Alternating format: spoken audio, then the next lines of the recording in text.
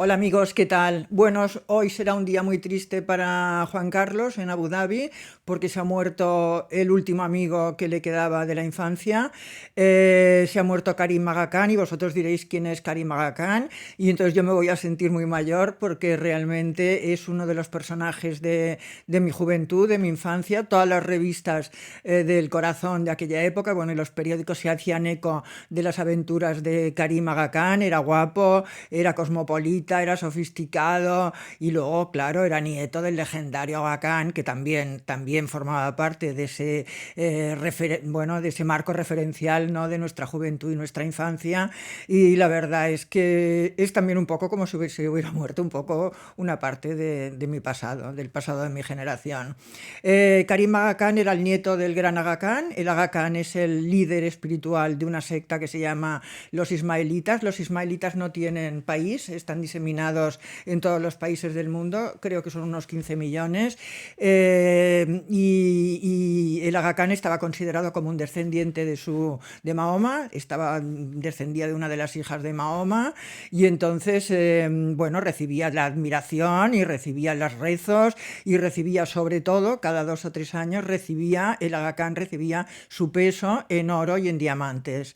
No, yo me acuerdo de haber visto fotos de este pesaje de Aga Khan en una balanza y luego una especie de cubo, ¿no?, en el que iban metiendo oro y diamantes sus súbditos, estos 15 millones de súbditos que tenía diseminados por el mundo, y esto era cada 2 o 3 años, y entonces, claro, este señor, pues era lógico, el Aga Khan, que procurara estar cada día más gordo. O sea, era un hombre obeso, con unas gafas gordas, era un playboy, vivía en la Costa Azul, estaba casado con la Begum también era famosísima, y se decían que eran riquísimos, ¿no?, que eran bueno, eran el epítome de la fama en aquella época, era el Aga Khan, su mujer, sus hijos, sus nietos y todas las aventuras de esta familia. Su hijo era Ali Khan, su hijo mayor, el que tenía que heredar el trono. Eran dos hermanos, Ali Khan y Sadruddin, pero Sadruddin era el mayor. Pero Ali Khan resulta que era un bala perdida, era un playboy impresionante, gastaba dinero, bebía, en fin, no tenía ninguna interés en los asuntos políticos, en los asuntos religiosos. Se casó con Rita Hayworth, con la actriz Rita Hayworth. Tuvieron una hija que se llamaba Yasmina, que es, bueno, claro, es media hermana de Karim, porque Yasmina era hija de Rita Hayworth y de Ali Khan, y Ali Khan, de su primera mujer, que era inglesa, tuvo a Karim precisamente. Karim era una persona totalmente occidentalizada, de hecho nació en Suiza, fue al colegio en Suiza.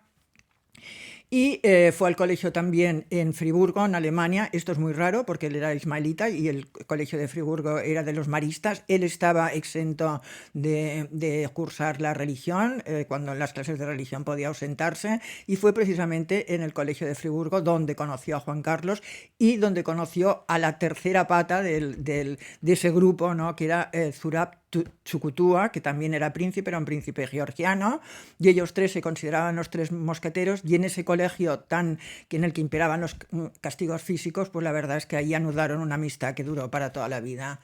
Era un colegio muy duro, habían salido de la guerra, habían salido de la Segunda Guerra Mundial, eran chicos que incluso algunos habían participado en la guerrilla, algunos iban armados incluso, otros eran herederos de grandes fortunas, huérfanos, o sea que eran de ellos las grandes fortunas y era una especie de déspota, y la única forma en que aquellos curas podían hacerse respetar era a bofetada limpia, castigos físicos, entre ellos se pegaban, era un clima de violencia, como luego contó Juan Carlos varias veces, bueno, sobre todo a su biógrafo José Luis de Villayonga. Era un clima de violencia atroz y espantoso. La cogieron con el pobre Juanito, con el pobre don Juan Carlos, lo llevaban, era rubio, iba con unos bucles dorados, lo llamaban marica, lo llamaban de todo, le pegaron varias veces, lo intentaron tirar por la ventana, le cogían la merienda, le mojaban la cama, le hacían todo tipo de bromas crueles, y quizá la más cruel de todos fue que un día le mintieron y le dijeron: tus padres han venido a verte. Era un día de una nevada espantosa, una noche de una nevada espantosa. Él salió corriendo al jardín, cerraron la puerta y lo dejaron fuera en el jardín. Era mentira lo de los padres, y el pobre Juanito tuvo que estar, hasta que se dieron cuenta, bajo una nevada espantosa y vestido simplemente con la ropa que llevaba dentro del colegio. Cogió una neumonía, un constipado muy fuerte luego se volvió neumonía, tenía una infección de oído espantosa, lo llevaron a Lausanne para operarlo.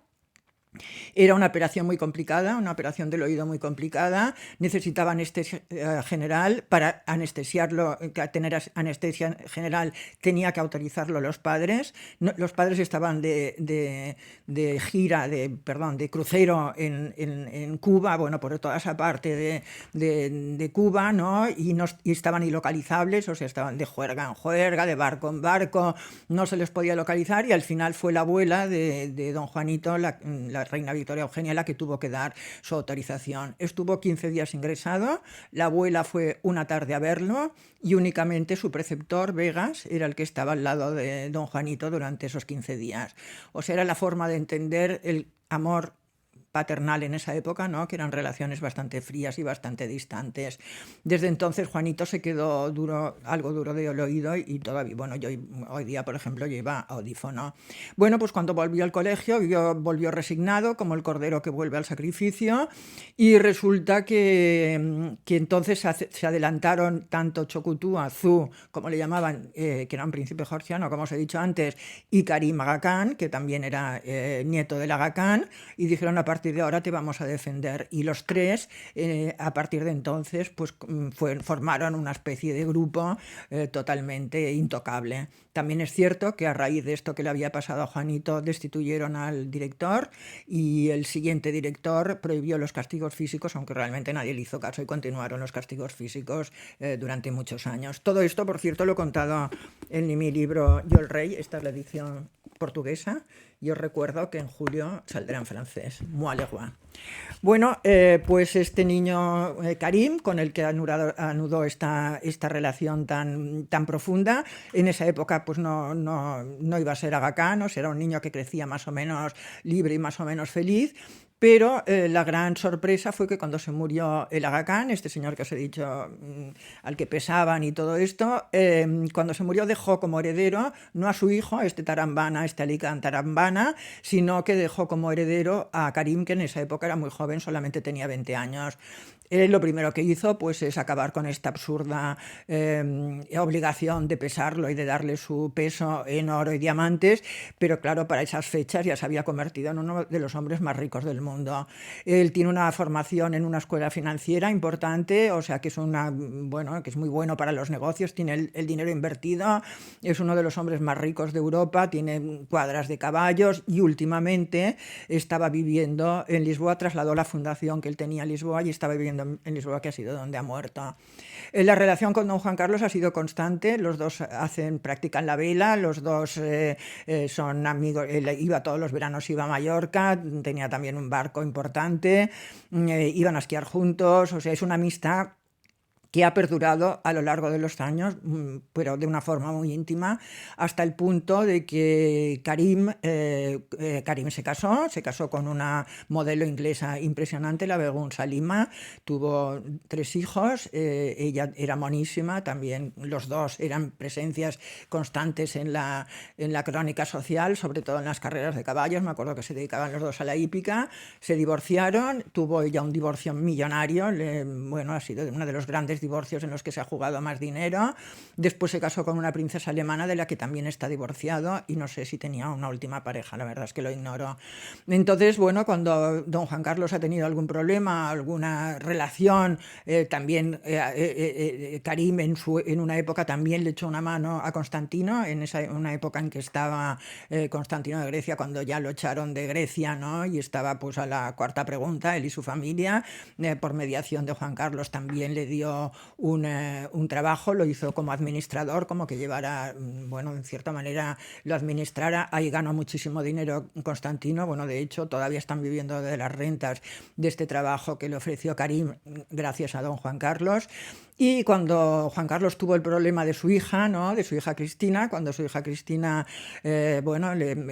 intervino, se descubrió el caso Nos, lo que se ha llamado el caso Nos, cuando juzgaron a Cristina y a su marido, los sentaron a los dos en el banquillo de los acusados y luego condenaron a Iñaki a una pena de prisión. Iñaki llevaba muchos años ya sin trabajar y desde luego después, cuando estaba en la prisión, evidentemente no podía trabajar.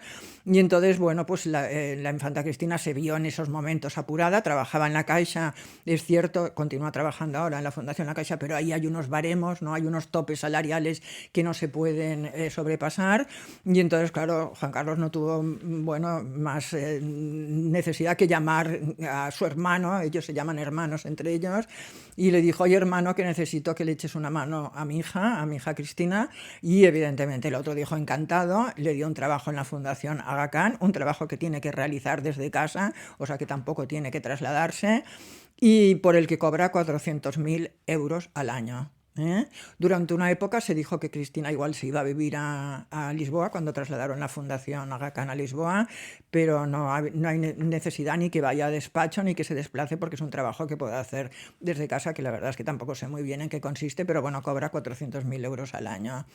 En estos momentos, pues yo creo que Juan Carlos se ve desasistido, bueno, ya se ha quedado solo, se le ha muerto una hermana, se le han muerto sus mejores amigos, Chucutúa se le murió el año pasado, ahora se acaba de ir Karim Aga Khan, él supongo que debe ver en el horizonte, debe ver, bueno, también su desaparición, ¿no? Supongo que debe pensar en eso a menudo. Y bueno, en el próximo vídeo os voy a contar cosas muy interesantes de esto, porque he hecho algunas averiguaciones y creo que bueno, y continuaré, y creo que os puedo ofrecer información exclusiva, ¿no?, sobre lo que piensa don Juan Carlos de morir en el exilio.